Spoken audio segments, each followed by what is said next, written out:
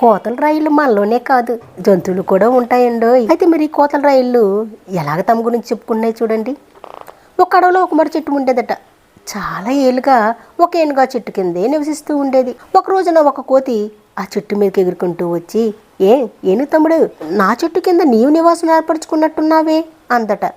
ఏనుగుకి రోషం ముంచుకొచ్చింది. తమ్ముడని పిలుస్తున్నావు, నాకంటే నీవెంత పెద్దదానివేంటి అని అడిగింది కోతిని. కోతికి కిచకిచమని నవ్వి, మన జంతువులకు కాలమానాలంటూ ఏం చచ్చాయి కనుక నీ వయసు ఎంతో నాకు తెలియచెప్పు, అప్పుడు నా వయసు ఎంతో నీకు అర్థమయ్యేలా చెప్తాను అంది. నాకు ఊహ తెలిసే నాటికి మర్రి చెట్టు నా అంత ఎత్తు కూడా ఉండేది కాదు అంది ఏనుగు. కోతి నవ్వుకొని, ఎప్పుడైనా నీవు నా తమ్ముడు అనుకుంటావు అనుకుంటా.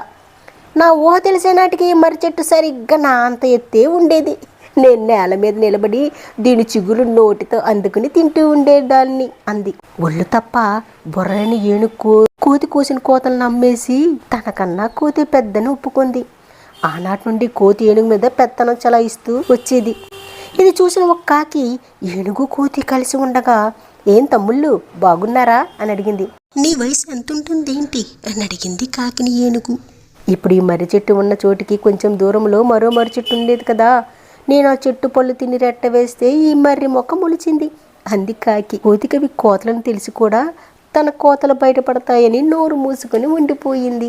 అవి ముగ్గురు కోతరాయిళ్ళ కథ. బాలలు మీకు ఈ కథ నచ్చినట్టయితే లైక్ చేయడం మర్చిపోకండి. ధన్యవాదాలు.